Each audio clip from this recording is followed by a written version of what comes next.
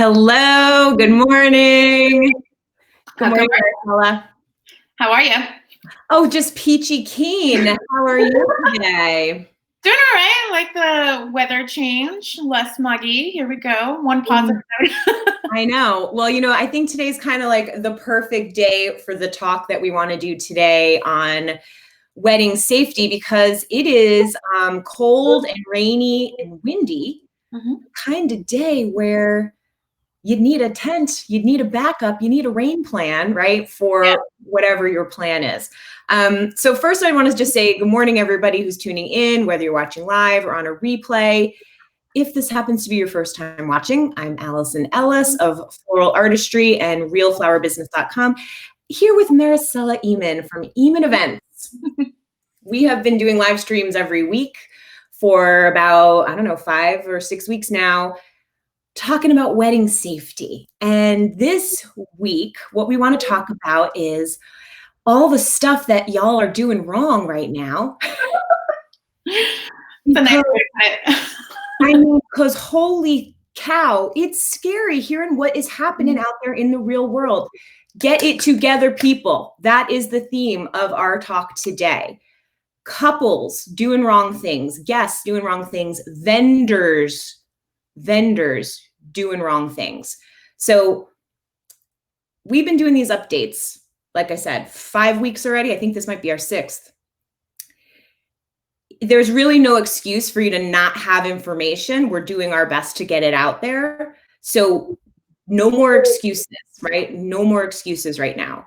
You should know certain things, like that you need to do the VOSHA training. If you're a Vermont wedding vendor, you are required to do the VOSHA training. It's online. You go, where is this training? Google, people. You are a smart person, right? If you could turn on your computer and tune into this, Google, go to ACCD, go to the Department of Labor, go to any Vermont state website. It'll probably link you to some resources, okay? But what you're looking for is the VOSHA training. It is linked on blog posts. It is linked to tons of the videos that we've been doing, okay?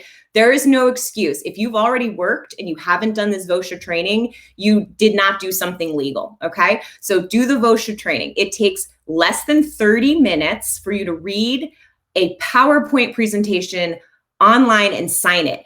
No excuse. You don't have to show up anywhere. You don't need to schedule an appointment.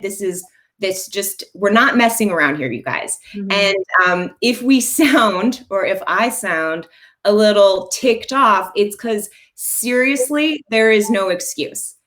Even if you follow every single protocol that Maricela and I have been talking about for weeks now, you are still at risk of catching COVID-19 at an event. So if you're not even doing the bare minimum, shame on you. Shame on you. Yeah. If you're a vendor who worked at an event this weekend, last weekend, or any weekend, and you did not wear a mask the entire time, shame on you. You're breaking the law. That is not allowed. You must wear a mask. So one of the things that we heard was an event where there was a DJ without a mask. Okay, that DJ is not following the law. Then this DJ invited a whole bunch of people. Come on, everybody, for a group photo on the dance floor with guests inside not wearing masks. I just cringe on that. Disgraceful. Wrong on every possible level. Same event. They had indoor seating for some of the guests, outdoor seating for others, but then golly gee, the outdoor seating didn't come through, right? Because there was some problem. They couldn't set up the tent due to high winds. Well, now what? Now you're breaking the law again. How many times is this one event breaking the law, right? Breaking these mandates, breaking the guidelines, breaking the social pact that we have with each other to keep each other as safe as possible, right? Just disgraceful to be hearing these things. So, when there's a rain plan in a normal situation, we understand in a pre-COVID world, right? We understand what that means. Now, a rain plan means you have to have an indoor situation that fits the same number of guests you plan to have outside. So how about, maybe we need a new tip here, Maricela. You're not allowed to have more than the number of people you can have indoors, outdoors. just in case you have to go indoors. How does that sound? That sounds great. And it's something that actually, with some of our couples, obviously I only don't have that many events that are scheduled to actually happen this year, but with some of our couples that we're planning for a strictly outdoor event and we're like, oh, we can go up to 150. And then when we started talking about the rain plan aspect of it, we just decided to bring down the guest count to 75, just to be safe. You start with your rain plan. Start with your rain plan. You have enough space in your tent to hold everything underneath that space, including your ceremony. Talk about your layouts for that and your options in regards to that. It's easier to start with the worst case scenario and move yourself backwards from there as your event comes closer. You can't make last minute changes. This is something because it's really hard to make last minute changes, especially surrounding COVID. And even just with your tent companies, people had to furlough a lot of their employees, and they don't necessarily have the manpower to then erect an extra tent or bring in extra supplies for you or change certain materials very last minute. So we have to be conscious about everyone's not only safety, but they're also their capabilities during this time. Yeah. And what's interesting to hear is the level of concern from people who are present at these events, witnessing this behavior and not knowing what to do about it, right? Because the thing everyone keeps saying is, who's enforcing this? Who's policing this, right? Because now we need to be policed in order to do the right thing to keep people from getting sick in our communities, apparently that's our reality, right? So, I was saying yesterday in our group, like, remember Smokey the bear? Only you can prevent forest fires, right? Only we, the wedding vendor community, can prevent a forest fire of a COVID outbreak at your event. Because it's not about, is someone going to come here and arrest you? Is someone going to come here and fine you $2,000 or shut down your business forever? Although that would help, right? Do you need to have that level of incentive to just keep people from getting sick?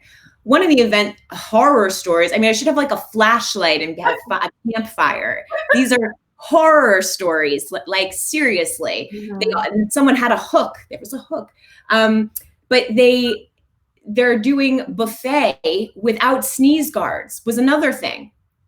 What is happening, people? What is happening? And it's something we're not only hearing from here in Vermont, it's the surrounding states as well. It's just horror story after horror story of people coming up with loopholes. And these are vendors and venues coming up with loopholes to satisfy their clients' needs and wants for that day, regardless if it fits within their state or our state's guidelines for maintaining people as safe as possible.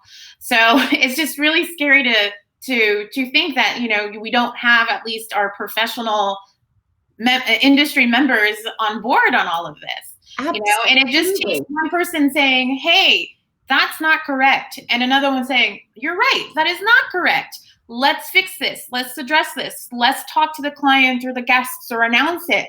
Have the DJ say, hey, just a quick reminder, please keep apart from each other, whatever it may be.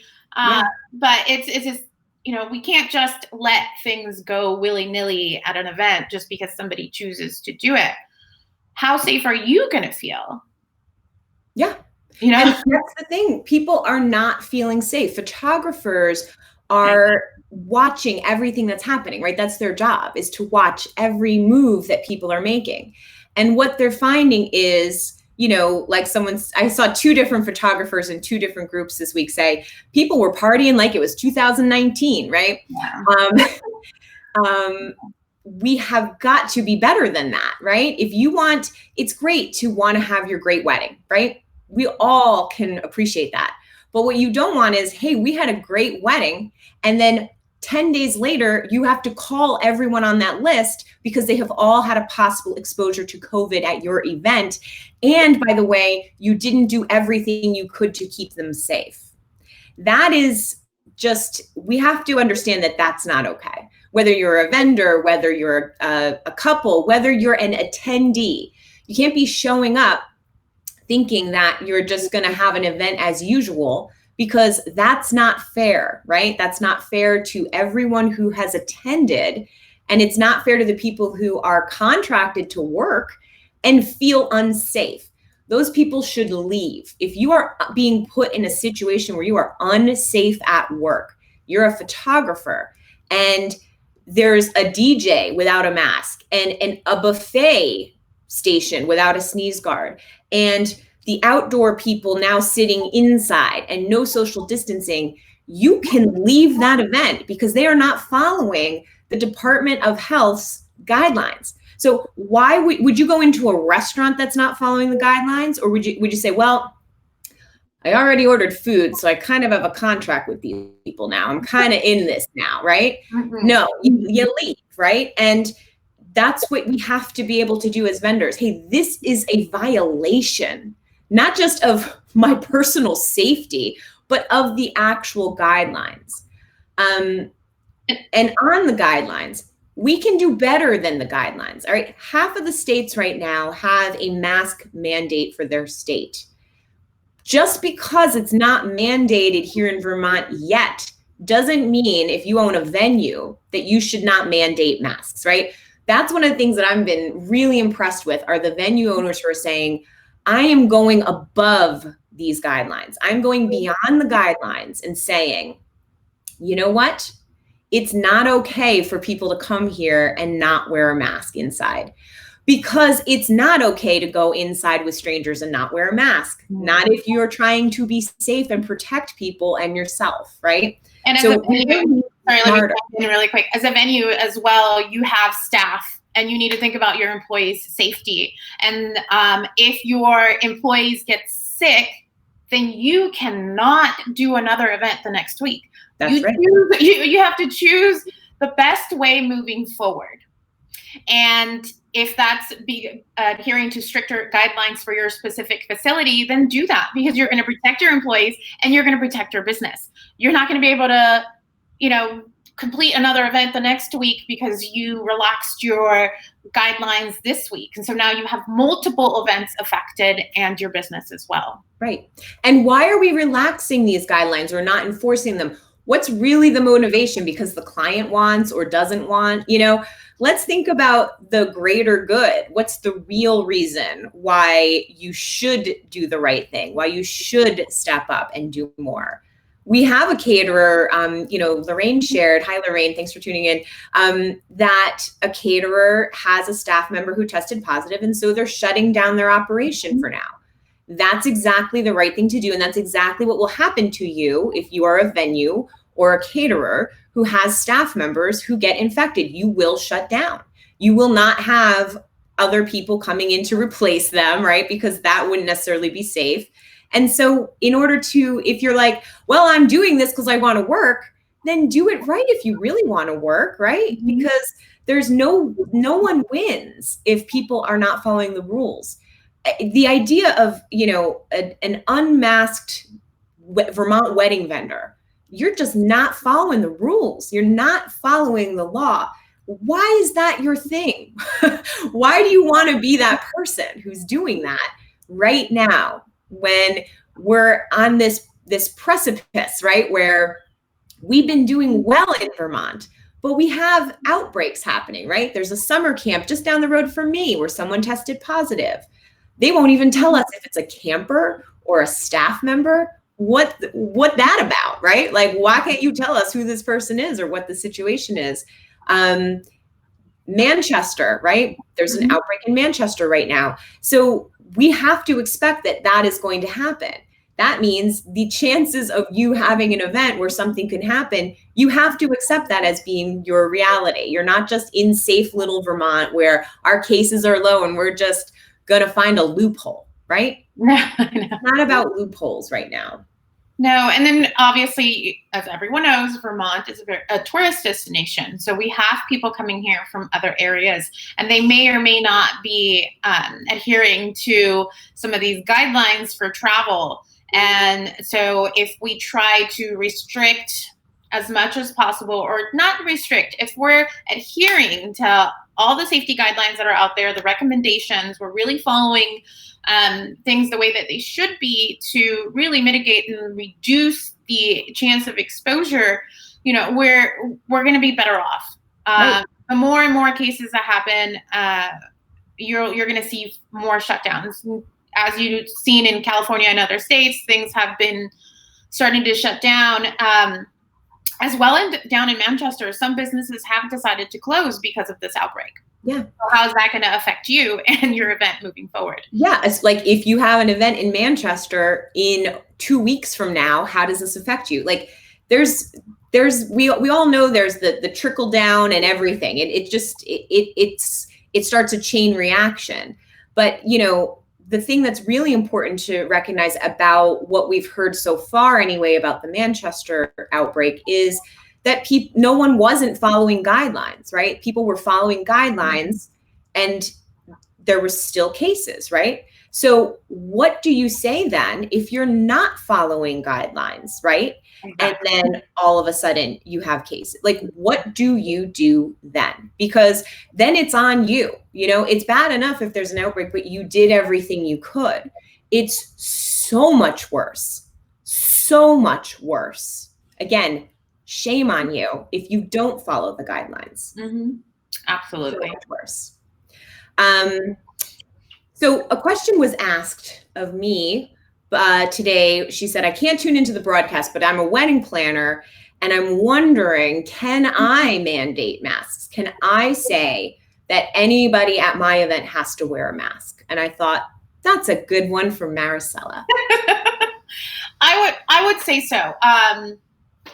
It's really about communication with your clients and putting that in front of them ahead of time, letting them know what you're comfortable with moving forward. And this goes really with any vendor. Any vendor can say, I will only work this event if you follow A through C here. I need to know that I'm going to be safe giving you these services, providing the services that we agreed upon, but I need to know that I'm going to be maintained as safe as possible in this situation. And if that is that you will not attend an event or not provide services in an event where people are not adhering to the general consensus of wearing masks, of maintaining your distance from other people, then you have total right to do that. Yes, you might lose a client or two and someone might get angry or put out a negative review, but hey, if now you're not going to be working that event where you could have possibly gotten sick or carried the virus and brought it home to your family, and then other people in the community. So you're thinking about the greater good. If that greater good means that you're losing out on a little bit of money, I'm for it. I've been preaching people over profit for several weeks now. Yeah. You have to think about other people. We cannot be selfish moving forward, unfortunately. Yeah. And that's exactly what it sounds like when you hear what is happening at these events, where everything is going wrong because people are straight up just acting like this isn't happening. They're not being respectful. So a couple of really important things that we picked up on this week are that there's a lack of communication, right? Mm-hmm. There is a lack of communication from vendors with other vendors, right?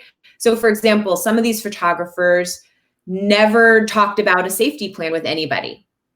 It's clear that they didn't, because they didn't even know there was supposed to be a safety coordinator at an event. All right. So I think if we want to back up to here's what went wrong. How do we reverse engineer this so that it goes right? Well, the first thing we do is communicate with our guests with the safety guidelines. Again, we've been sharing this for weeks now. We've got a great little example. I'll share it again in a comment here in this thread, that you can send out safety information that looks like an invitation suite, right? That matches your invitations and is really clear. Here's what we're doing. You'll be wearing a mask. You'll be having to check in. So people understand what to expect. Another venue shared with me that a venue said, here's what our safety guidelines are. We had a great event this weekend, but what we found is that guests were surprised when they walked up and they saw that we wanted to take their temperature and ask them questions about their health, they were surprised by that. Let's not surprise people, right? Like last week, we were talking about how do you have a successful event?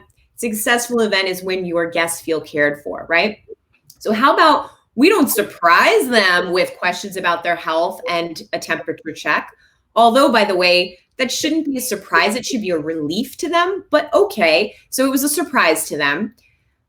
Let's communicate that ahead of time. No surprises, right? And then when they get there, they know, okay, I'm going to have my temperature checked. I'm going to answer these questions. And then I'm going to go in to a venue that has wash my hands. I'm going to have my hand sanitizer. And I'm going to go into this building, right, where I'm going to be inside with people outside of my household. I'm going to wear a mask because that's what they told me ahead of time is going to happen, right? I'm going to not wear it at my table because they told me that's okay. But if I want to go to the restroom or the bar or anywhere else, I put it on, okay? So that communication piece is key. Communicate what's going to happen. But then you need a safety coordinator on site. So our friend Michelle, for example, doing a when this weekend, she said, I contacted the venue and I asked who the safety coordinator is. And I said, that is genius. That's exactly, that should be the first thing we do. We reverse engineer this. If you're a photographer, if you're a DJ, whoever you are, you contact the venue. Who is your safety coordinator? Who am I to look to for guidance on how to follow your house rules on safety? So as I recall, Michelle was told, an employee, someone on staff, okay, hey, hi, red flag. They don't have somebody lined up for you, okay? Red flag. That person should have a name or have a title. It'll be our safety coordinator who is scheduled that day.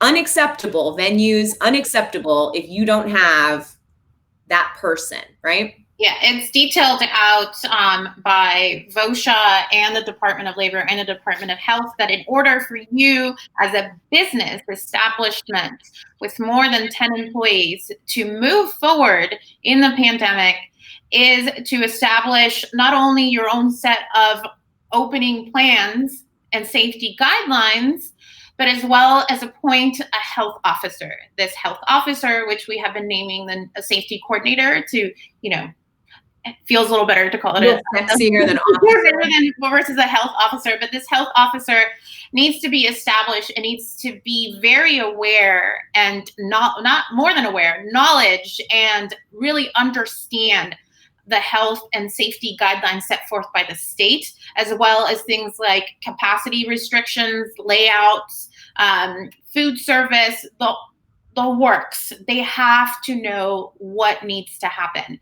Yeah. And so if this person is already established, they've been learning this for several weeks. Myself, the reason that I'm comfortable moving forward with some of these events that I do have is because this person was identified for these establishments. That's right. In conversations with them, it was very obvious that they're aware of what needs to happen. And in asking questions like, what are you doing about cocktail hour? And then they respond, we're not doing it. That's right. It's because they know that they can't. Yep. So here's how, there's obviously very clear ways of identifying those businesses that are prepared and are not prepared. And hopefully if these businesses are listening or tuning in today, that they, light a little fire on them and underneath them and really get their plans going, make sure that they're adhering to the rules, because, you can get shut down. And what happens then? So, for example, this safety coordinator or health officer, so it's like, who's going to police these things? The health officer, right? So your safety coordinator or health officer is, for example, the person who would make sure the DJ, when they saw this person coming in without a mask, was informed that they need a mask. Would make sure that when they saw the catering staff putting out buffet, they would say, hey, you clearly haven't done the VOSHA training, and you clearly haven't done your ServSafe training, and you clearly do not understand what is required of you. There has to be a person at every event who understands what is required. That's the safety coordinator. That onus falls on the venue in practicality. However, as you just said, if you have a business, right? Now the guideline is with 10 or more employees. I'm a solo business, right? I don't have 10 or more employees, but you need to have a safety officer, right? So if I'm at work on site somewhere, I'm my safety officer, right? So I'm going to decide if something's not safe for me based on my company policy. My company policy is going to be, I'm not going in to set up centerpieces while the catering staff is in there setting stuff. There's got to be separate times. Nobody can tell me that my rule isn't right. It's my policy, right? It's my COVID, CYA policy that I'd rather just not be in the room with you at all. That's how I'm going to do it. That's how I can do this safely. So everyone has to have their own protocol. So if you're the photographer who's in this really unfortunate, unsafe situation where you've got a DJ unmasked, buffet, I mean, EBG, and too many people inside, right? Too many people on the dance floor. They're breaking your safety protocol if you have one. That's why we've been telling people since June to get one, right? If you don't have one, get one. If you don't know, now you know. You need a plan, right? Because that's how you move forward and you say, oh, just like in your business, right? You have a business plan. I know what I'm going to do. I know where I'm going to go with my business. So when someone comes to you and says, hey, Alison, would you like to start selling tomatoes? I can go, you know what? I don't want to be a tomato farmer. I actually have a business plan that does this, right? I know what to say no to. Mm-hmm. So if you have a safety plan, you know what to say no to. When the DJ says, hey, everybody on the dance floor for a picture, you can say, no. Sorry, no. And when the indoor venue becomes overcrowded, above capacity, you can say, no, this is against the law and I don't do things that are outside of state mandates, right? So when we have the rules, we can follow the rules. So make your own rules. If you don't have them yet, you have to know what you say no to. And it could just be as simple as one sheet, bullet point out, this is what I'm comfortable with, and this is what I'm not comfortable with. And that's how I'm going to operate moving forward. Even if it's as simple as that. And this goes for makeup artists or, as we've been mentioning, photographers or anyone else. So really it's, it's up to you to delegate what is safe for yourself. Absolutely. And make that known. Communicate. Yeah, absolutely. We have a question came in. Can you elaborate on the safety officer and what they do if they are surprised by a buffet being served? So that's a great question, because if you're a good safety officer, what you will be doing is reaching out ahead of time, right? So a good safety officer will communicate with guests, with couples, or at the very least, communicate to the couples what needs to be sent to the guests. This safety officer is also going to be keeping the names of everyone who's there, everyone who's on site, right? And they should be reaching out to every single vendor. So if you have done an event and no one reached out to you to explain the rules, that didn't go right. That wasn't right. Someone should be explaining it to you. And then there shouldn't be a buffet. First of all, the caterer, shame on you, not allowed to do. If you just read the restaurant rules, if you're just following the guidelines from the ACCD, you would know this, right? So it's sort of like, how do we tell people that they should know stuff they should know, right? They should know it.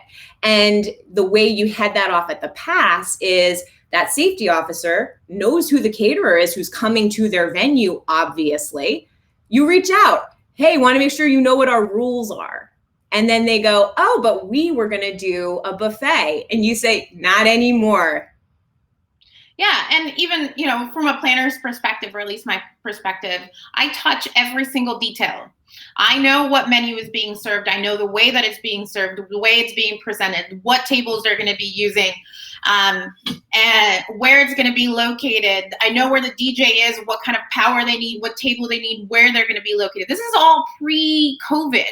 This is all stuff that we knew pre-COVID. There's always been a line of communication between vendors, planners, venues when it comes down to executing an event. This is no different. We need to continue on with this and just adapt the safety guidelines and the checklist on the safety guidelines for our planning and our execution as we move forward. We need to understand that we are now restructuring the way that we do events moving forward. This is not for just now. This is not for, maybe this summer, this season. You need to think about, the way that you are going to be running your events for at least the next 2 years. Because we can't rely on a vaccine. We can't rely on everyone taking said vaccine, right, once or if it comes available. So just understand or accept the fact that this is the way that things are not going to be. And really restructure the way that you do your businesses and the way that you run and execute your events. And just accept it. Like, just accept it and move forward. 100%, because it's not going to just become like we switch the calendar to June 1st, 2021, and all this is gone. That's why we keep saying to people, even if you don't have an event in 2020 right now, do that VOSHA training now. Understand, someone said to me, well, they'll probably update and I'll just have to do it again. Okay, fine. Then if they update it, you do it again, right? But so far it hasn't been updated since I did it, however many weeks ago now. Just do it. Just do the things you're supposed to do and plan now. I am personally going to be sending out this, client acceptance of risk with some breakdown of like what my promise is to them to keep them safe, what I expect to be happening from them, their guests, their venue, in order to keep me safe.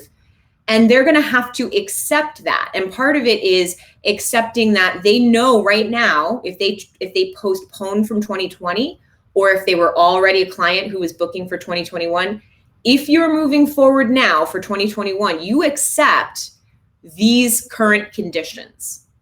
That's it. That's it. You accept them, or else we are on different planets. Let's operate in the now. Yeah. Because that's all we're certain of now. And we still keep seeing questions, right, that are like, when are the guidelines going to be lifted? When are the numbers going up? Plan in the now. That was a lot of our theme last week. But think just, engage brain. All the things we're saying here, right? What went wrong? Okay, so there were too many people that couldn't then be moved inside. Okay, so you can only plan for as many people as your rain plan can accommodate. Easy. You need a safety coordinator that you're aware of, who's communicating to you and your guests and your vendors so that somebody doesn't do something stupid and your event doesn't become a huge, you want to remember the good things about your wedding. You don't want to remember how many phone calls you had to make after to make contact with everybody, right? That they all have a potential of being exposed because your caterer served food without a sneeze guard, buffet style, even though that's literally not even allowed. We can do better than this. It's really appalling. It'd be one thing if one of these things happened at one of these events. All of these things happened at one event. That is seriously risky behavior. And you're seeing it in many instances around the country where people are not adhering to all these, or they just relaxed, or, we got to a certain point in the night that, people just couldn't be controlled because of their consumption of alcohol. Then maybe you should consider reducing the consumption of alcohol at these events if people are not going to be trustworthy. And that's, something that the state could do on their own, unfortunately. So if for good kids and we behave well, then we'll keep the guidelines where they are instead of them going into a regression of some of the guidelines, reducing our guest counts, and making stricter rules around the consumption of alcohol or food. things like that. So I mean, they could make it so that you can't serve alcohol, right? Yeah. They could make it. Well, and especially if we're identifying that that is like the number one problem, right? It's like, well, people are drinking and then the masks come off. Let's see, one of the stories we heard, let me get my flashlight again. One of the horror stories we heard was like past appetizers at, you know, like guests were sharing stuff. Right? Like, so people really just need to think is really, if there's one thing, one thread that is missing here, like people just really need to engage the brain in what is safe here. How are we protecting people? If you want to have a wedding, it's your job to protect your guests and your staff. You know, like it should be considered your job to protect them. If you're not up for the job of saying people need to wear masks because that's what's safe, according to science, then you're not up for the job of hosting an event, right? And there's nothing wrong with that. There's nothing wrong with not being up for that, but you need to know that ahead of time. And when you communicate with your guests ahead of time that they will be required to wear masks and that there will be social distancing and you will be seated with your family and whatever the other rules are, they can comply with those rules and come, or they can easily decline to come, say, hey, you know what? I have a real strong feeling that this mask thing is just mind control, and I will not have my mind controlled at your wedding, so I cannot come. And then you say, thank you so much. Thank you so much, right? Thank you for being honest with yourself and me and my guests who are wearing masks to keep each other safe, right? Yeah. Mm-hmm. Just that easy. And an example from this week, I met with another couple that I have moving forward, but not until March. So this event, obviously here in Vermont, March means snow. So that means an indoor event. And so we decided to, or they have decided to do an indoor event.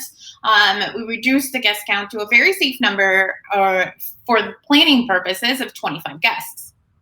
25 guests, that sounds good. They're all local. Fantastic. And in addressing, masks and social distancing and that sort of thing, the client specifically asked, do you feel that some of these rules are going to be relaxed in the future? I said, I don't know. So let's plan for the now. And in another option, I did mention that, okay, so if we're going to find a loophole, let's make it a loophole that is safer than the previous one, or at least that it's at that same level. So they may require their guests to be tested ahead of time, so that they know that they're negative before arriving, so that if then they choose not to wear a mask, we have that buffer. Right. Obviously, it's not 100%, but we have that buffer, as well as doing things like temperature checks and health screenings ahead of time. So it's okay, so you don't want to do one thing, let's go a little bit above and beyond. If your guests are willing to get tested ahead of time, fantastic. That's going to make me feel better. Sure. Because, that's the thing to really, we can't gloss over that. As much as it's like, well, here's what vendors should do and here's how we work. You have to consider how you feel about this. How are you going to feel safe? How are you going to feel about the 150 people outside or the 75 people inside? How do you feel about that as you're in your own business, right? And with planners, especially you who is so focused on the safety aspect, you can communicate so clearly as to like why this is okay and why it's not okay. Other people are really struggling with figuring out how to tell people they can't do things that the state isn't telling them they can't do. And that's why we need to, as a community, really be united in understanding, again, the science behind what this is about and the why. The why do we do this? We don't just say you need to wear a mask because we're funky. We do that because we want to reduce the spread of the virus inside, guys. It's not like we're just like really, really like, we just want to exert our control here and give you extra mandates. It's just not that, right? And so if we can all say, hey, you know what?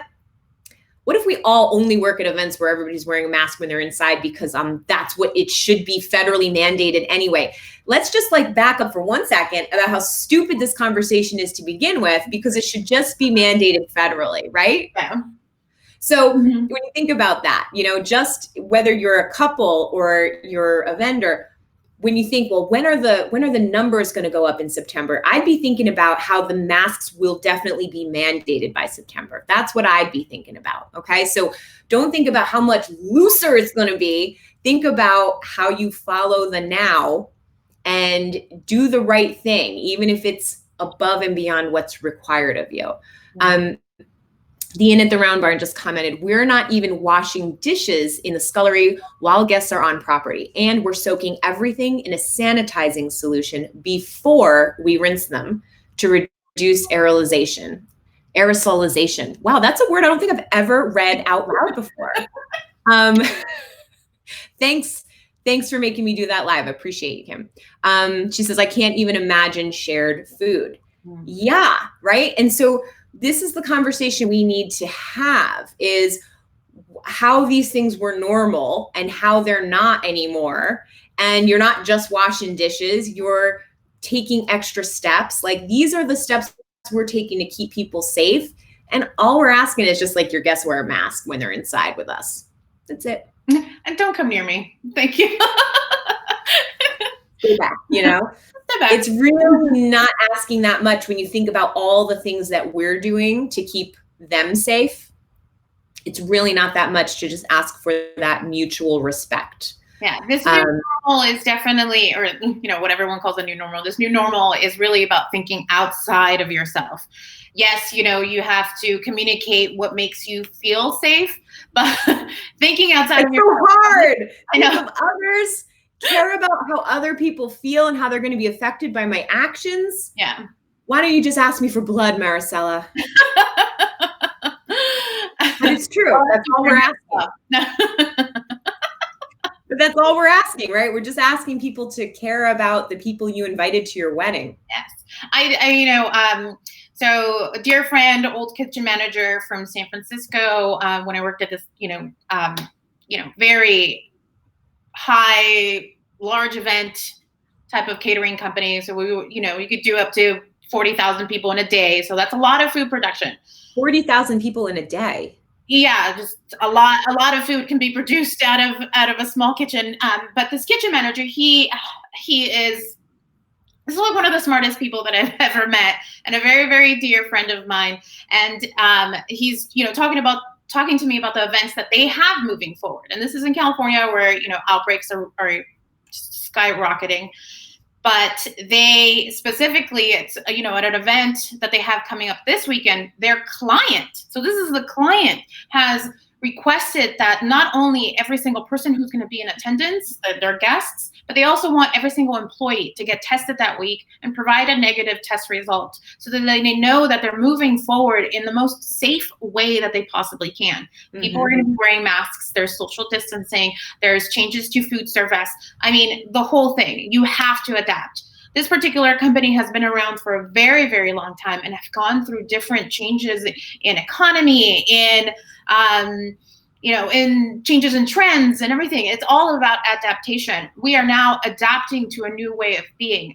So as an industry, we have to move forward in a better way, in a safest way, with open communication, and really acknowledging the fact that we know the facts, or the fact that we know the facts, and that we need to do this as safe as possible. Relaxing the rules for one particular client or another is just really unacceptable. Yeah, unacceptable. It's unacceptable to move forward as if you don't know that you should do better. And and again, this is something that we've repeated week after week in our safety show, but the federal government's not doing enough. So state governments have to step up and do more.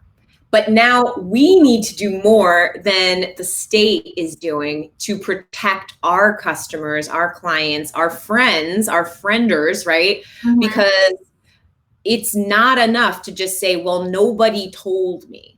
That's not okay. We have to be looking out for ourselves and others, right? So we have to think about other people. I know it's hard, but we can do it. We have to think about other people and think about what's actually best moving forward. If we're not doing that, then get out of the way. Just stop, because you're not up for the task of what it takes to move forward this year and next year, right?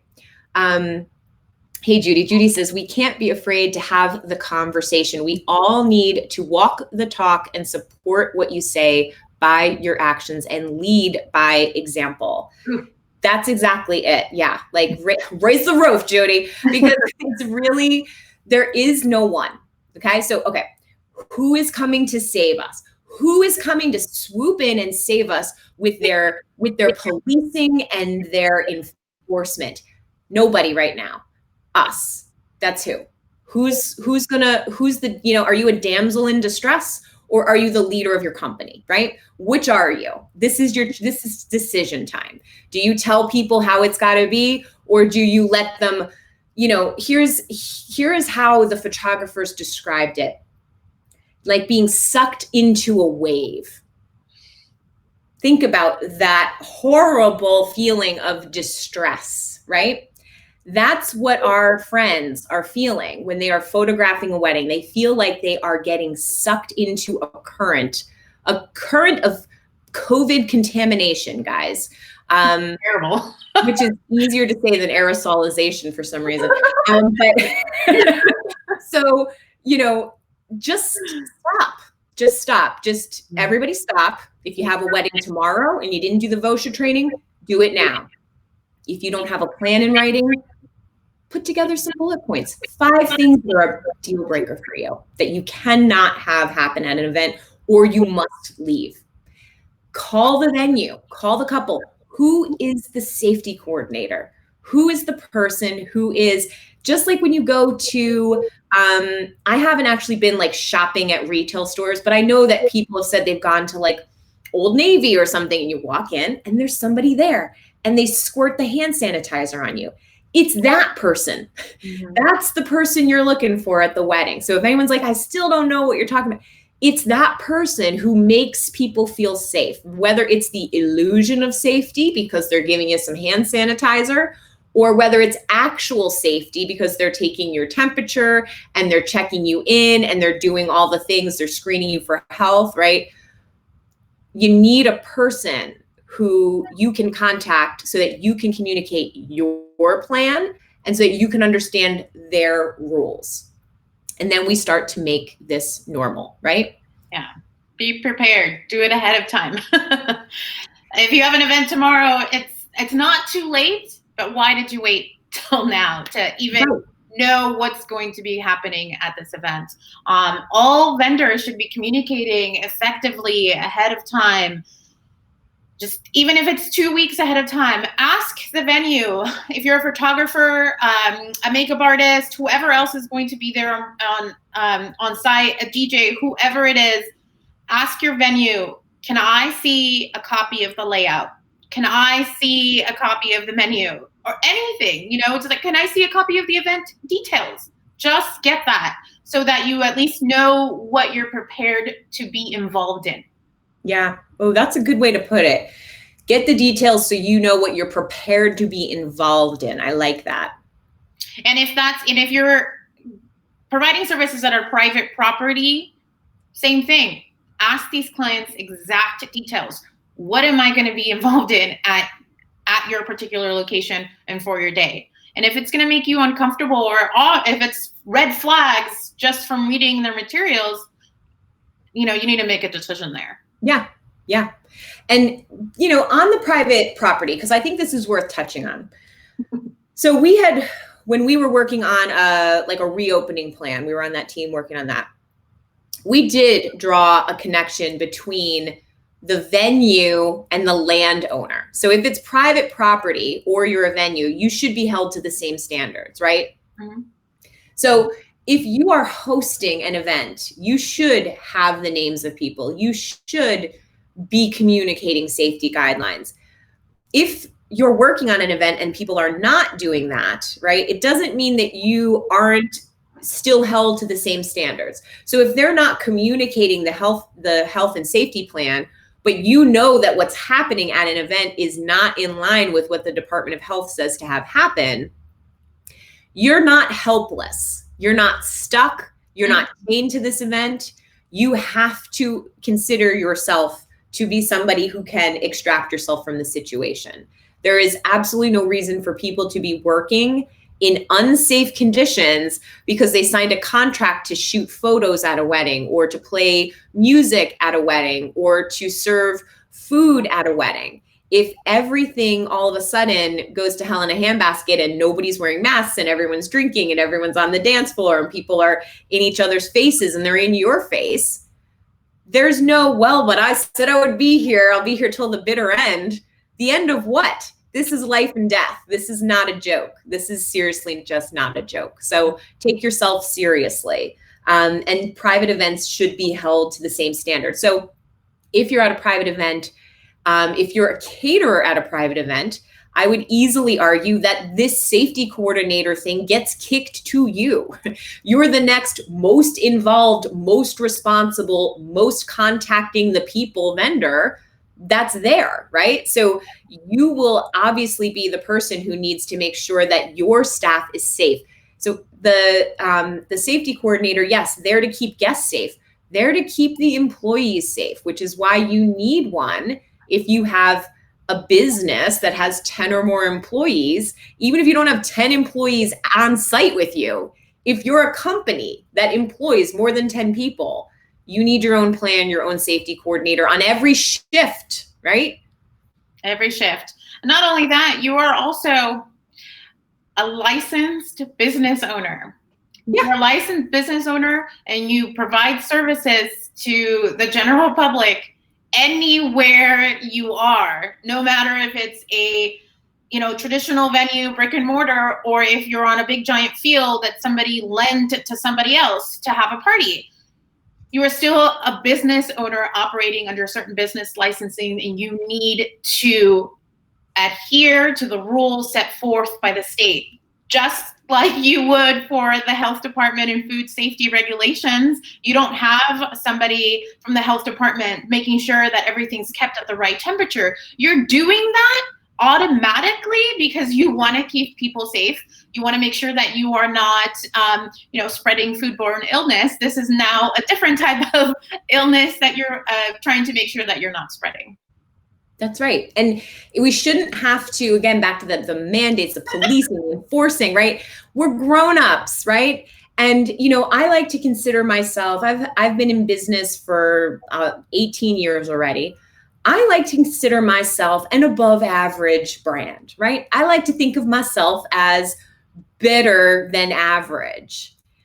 What is a good brand doing during COVID, right? Are they following only the very bare minimum guidelines, or are they going above and beyond? Think about who you want to be in the long run right now, right? Do you want to be the vendor who did everything you could to protect everybody around you? And if there's an outbreak at one of your weddings, you feel really confident that you did everything you could, right? When something goes wrong in our lives, right? You go, oh, I hate that happened, right? Oh, what horrible luck. Oh, I hate, that slipped through the cracks, right?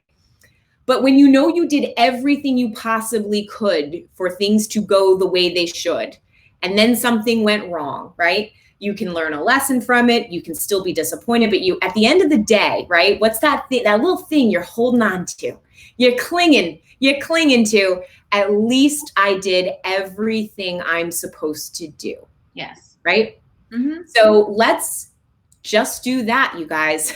Let's do everything you're supposed to do. You're wearing a mask, whether you're a DJ, a photographer, a caterer, a catering staff, you are wearing that mask when you're in the presence of others, okay? If you are a venue, you have a safety coordinator. It's a person with a name, you guys. It's not just an employee, okay?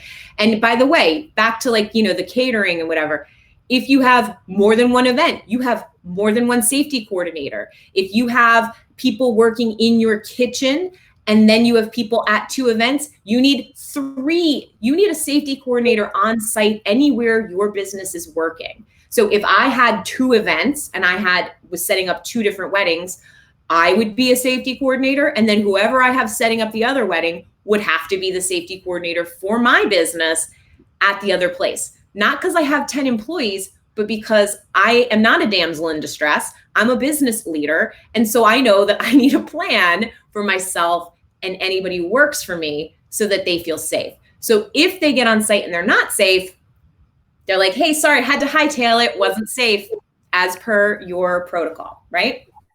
And these are obviously rules that you establish for yourself, for your employees, that you need to train them in. Training plans, Yep. You need to train them in, and there has to be an understanding of what needs to happen moving forward. Yep. So it's not the day before handing over a sheet and vaya con Dios, hoping that it all goes well. You need to do it well ahead of time. Just again, pre-COVID, if you had if you have a larger company and you can host multiple events in a weekend, you're providing that event information to whoever's running that event for you ahead of time, and they know how things need to be set up or run and the timeline and everything. Same thing. Yep. Talk to the people who help you. Talk to your employees. Make sure that this conversation is happening way ahead of time. Absolutely. Yeah, we did a whole video just on employee safety a couple weeks ago. So you can get more detail on that in another video that we already did. But I'm so glad you mentioned it, because it's not a small detail. It can't just be like, hey, everybody's here, read these real quick. Here's your safety guidelines. It has to be internalized so you can kind of live the safety message. And I know that's what the Round Barn said they were doing. They're retraining staff as the weeks go on, and this becomes just more a part of our life, Absolutely. And you are going to have to adapt certain things as you move forward. If you host your first event this weekend and you notice certain things did not work, how are you going to address those, and what adjustments are you going to make, and so on? It's going to be a continued learning for all of us, Yep, absolutely. And, once, it's just like anytime we have a contract, right? You start your business, you have a contract. Then something happens and you modify your contract. And that's how contracts get built, right? It's not until you encounter a problem that you realize you need language or a policy around the problem. So we have a problem, you guys, which is Vermont vendors showing up to weddings without masks. We have a problem, which is people not having a clue who their safety coordinator is. We have a problem, which is people drinking as guests and getting so comfortable that they forget the social distancing. And so that needs to be addressed as well, right? And then again, that's going to fall on the hosts and the venue themselves to be able to handle, hey, we're going to cut off the bar or whatever it is that has to be the punishment, right? Because we all need, it's always risk and reward, right? But it's, what are we going to do to get people to comply? How do we make it clear to them that this is, it's a deal breaker? Yep. Mm-hmm. All right.